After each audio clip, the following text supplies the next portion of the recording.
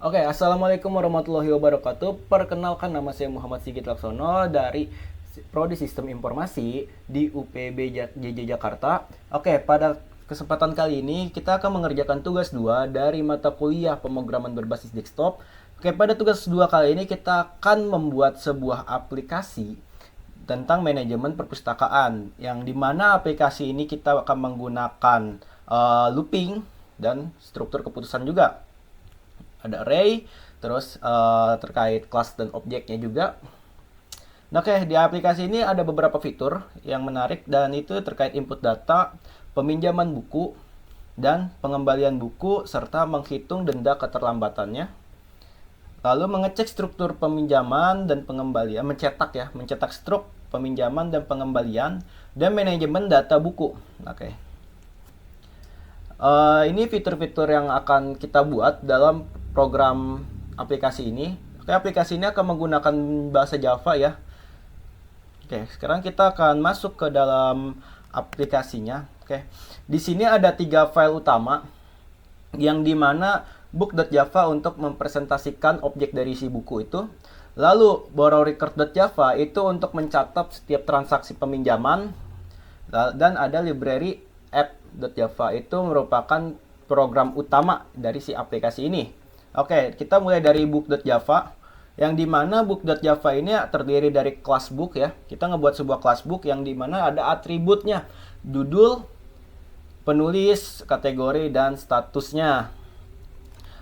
Lalu di sini juga saya ngebuat sebuah getter setter, yang dimana untuk mengatur dan mengambil data ya. Ini ketika untuk mengambil data dari objek buku ini.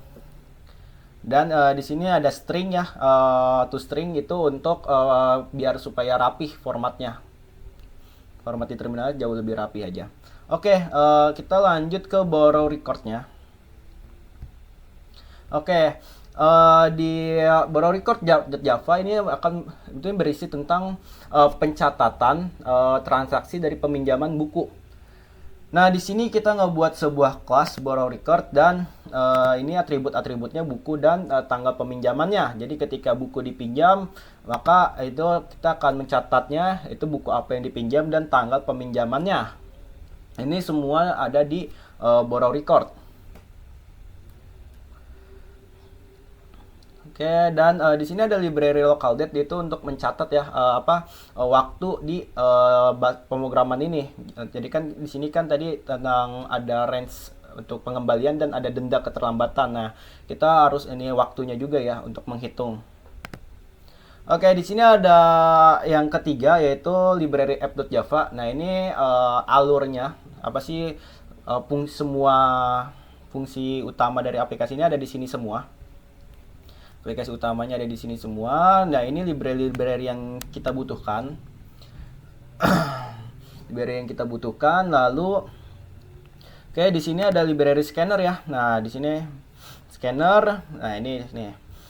Jadi kita ngebuat sebuah kelas yang namanya library app. Yang pertama itu scanner. Itu untuk mencatat inputan dari si user dan dapat diproses.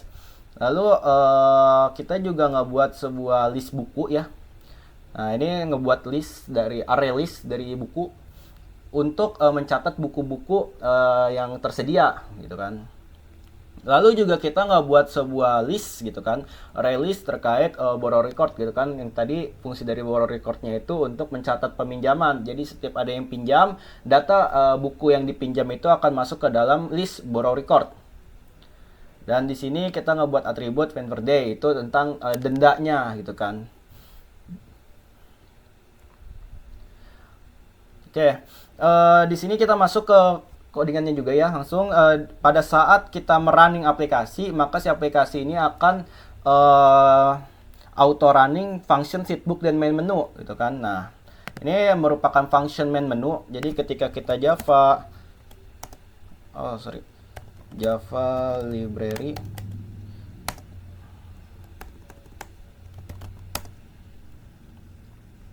Oke, ketika kita menjalankan Java library app.java, maka dia akan memanggil function main menu. Nah, di function main menu ini ada perintah loopingnya ya, yaitu menggunakan while. Oke, perintah while ini merupakan infinity looping yang dimana si loopingnya itu akan terus berjalan sampai nilainya menjadi false gitu kan. Di sini jika nilainya true gitu kan, dia akan terus menjalankan perintah-perintah ini, sistem out print, menu perpustakaan, lihat daftar buku, pinjam buku, kembalikan buku, manajemen buku, lalu ini dia akan menampilkan ini sistem out print dan juga menampilkan dan juga menjalankan ininya ya, condition. Nah, ini condition switch gitu kan, mirip seperti if else. Scanner, nah dia akan mengambil dari scanner untuk ngebaca inputan dari si user. Oke. Next line. Nah, jika si user menginput satu, maka akan menjalankan function listbook. Jika user ketik 2, maka akan menjalankan function borrow flow. Jika user input 3, maka akan menjalankan return flow. Jika user input 4, maka akan menjalankan function admin menu. Nah, jika user input 0, nah maka di sini nilai dari while-nya itu akan menjadi false. Kenapa? Karena di sini ada return. Nah, si return ini akan memberhentikan dari function tersebut gitu kan, function main menu. Dia akan menutup programnya, maka akan selesai, akan keluar dia. Nah, tapi jika kita inputnya di luar dari 0, 1, 2, 3, maka akan tetap menjalankan function, hanya perintahnya input tidak valid gitu kan. Misal di sini 98. Nah, dia akan muncul input tidak valid, tetapi looping while-nya itu tidak menjadi false gitu kan. Oke. Di sini kan kita menjalankan perintah ya ketika auto running itu seatbooks. Nah, seatbooks ini untuk kita mengisi data-data dari buku, list bukunya ke dalam array listnya. Nah, di sini saya menambahkan dari buku fiksi ada 4 buku gitu kan, non fiksi ada 4, teknologi ada 4, dan sejarah juga ada 4 buku. Nah, ini function untuk menambahkan buku-buku yang ingin kita masukkan ke dalam array list. Oke, di sini ada merupakan function listbook. Nah, ini function listbook ketika kita ketik 1, maka akan menjalankan function list buku gitu kan. Nah, dia akan memunculkan list buku yang sudah ada. Nah, jika bukunya tidak ada, nah misal jika nih di seatbooks-nya ini kosong, maka bukunya kan berarti nggak ada datanya, dia akan menampilkan sistem outprint belum ada buku. Tapi karena bukunya sudah ada, maka dia akan menampilkan buku-buku yang ada di seatbooks ini. Oke, di sini ada perintah for, itu sama looping juga, perulangan. Tetapi loopingnya ini kita bisa ini ya, manage gitu kan, seberapa kali si program ini akan di running gitu kan. Jadi bukan infinity looping. Nah, misal di sini jika variabelnya itu, jika i kurang dari total buku, maka i itu akan terus ditambah dan harus menjalankan perintah system out print. Nah, ini cuman template ya biar rapih di ini. I ditambah 1, dia akan mengambil data i tambah 1 berarti dari sini, dari awal biar berurutan sampai akhir, dan akan mengambil data books get gitu kan, data dari si bukunya. Nah, makanya ketika kita ini dia akan menampilkan data ini terus diulangi sistem out print sampai data buku di array listnya itu habis. Nah, itu kalau yang for ya, jadi dia kita bisa manage nih si programnya ini dijalankan sampai berapa kali gitu kan, di kondisi sampai kayak gimana gitu. Nah, kita masuk ke flow peminjaman buku yang dimana kita memakai while lagi ya. Nah, di sini kita ngebuat ini juga ininya list borrowed today. Oke, di sini ada perulangan while. Oke, jadi ketika kita ngetik 2 gitu kan, dia masuk ke borrow flow. Nah, di sini akan masuk ke perulangan, akan menampilkan list buku, terus menampilkan tulisan judul buku yang ingin dipinjam. Lalu jika ininya selesai, jika kita ketik selesai, maka akan break. Nah, break ini kita akan keluar dari kondisi looping while-nya, tapi kita akan menjalankan perintah selanjutnya. Kalau return, kita akan langsung menutup function dari borrow flow-nya. Itu terkait bedanya break sama return gitu kan. Kalau break kita cuma keluar dari kondisi looping-nya, tapi kalau return kita keluar dari function tersebut gitu. Nah, ketika selesai dia akan menjalankan perintah ini karena ini masih di dalam functionnya. Oke, di sini dia akan mengambil judul bukunya dan ketika kita ngeklik RC minjem buku, dia bakal nyari buku berdasarkan judul dari buku tersebut. Nah, ini terkait peminjaman. Misal saya akan ini Laskar Pelangi. Laskar Pelangi.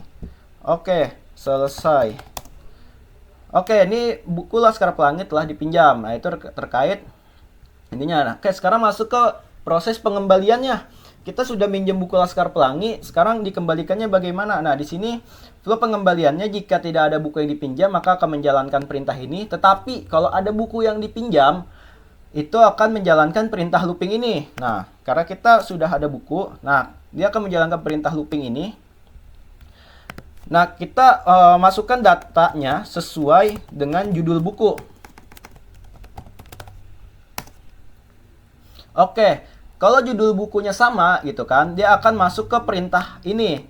Nah, long days ini untuk menghitung rentang hari dari dipinjam dan kembalikannya. Dan sintak ini untuk menghitung biaya dendanya kalau misalnya ini lebih dari 7 hari.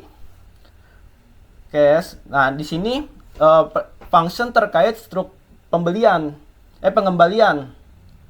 Struk pengembalian ini dia akan mengambil data pertama data dari title di dalam kelas book gitu kan. Terus data dari rentang hari gitu kan yang sudah ada di sini. Dan di sini juga data terkait jika ada dendanya nih. Dia akan hasil perhitungan ini nih, variabel ini akan dicantumkan. Jika variabel find lebih dari 0, maka akan ngeprint ini. Tapi kalau misalnya nggak ada denda, dia nggak bakal di-print. Nah, ini tidak ada denda. Nah, di sini terus ada menu admin. Oke, ini jika selesai maka udah. Ini kita pakai perintah while lagi ya tadi yang selesai ya. Jadi kita ketik selesai, maka perintah perulangannya selesai dan function dari pengembalian pun selesai. Masuk ke menu utama. Oke, di sini kita langsung masuk ke menu admin. Nah, di menu admin mirip-mirip seperti menu utama yang dimana menggunakan perintah while juga ya. Dan case-nya sama, kalau kita input angka 0 dia akan return. Berarti akan selesai nih di menu admin. Akan balik ke menu utama gitu kan. Nah, di sini jika user input 1 maka akan masuk ke function add book. Jika user input 2 akan masuk ke function edit book. Jika user input 3 maka akan masuk ke function delete book gitu kan. Nah, itu terkait menu admin. Nah, ini jadi menu admin mirip cara kerjanya seperti pada menu utama gitu. Jadi ketika kita klik 0, dia akan return. Berarti function dari admin menu ini udah selesai dan balik ke menu utama. Oke, lalu mungkin itu cukup sih tentang cara kerja program dari yang sudah kita buat ya untuk manajemen perpustakaan ini. Jadi di sini kita memanfaatkan sebuah kelas juga kan dari Java dan memanfaatkan sebuah while gitu kan, yang dimana ketika kondisi-kondisi tertentu program itu akan tetap diulang, tapi jika ada inputan tertentu seperti kata selesai maka program itu akan berhenti. Nah, ini kita memanfaatkan fitur dari while tersebut pada program perpustakaan ini. Oke, mungkin sekian dari saya pada pengerjaan tugas 2 kali ini. Kurang lebihnya mohon maaf. Assalamualaikum warahmatullahi wabarakatuh.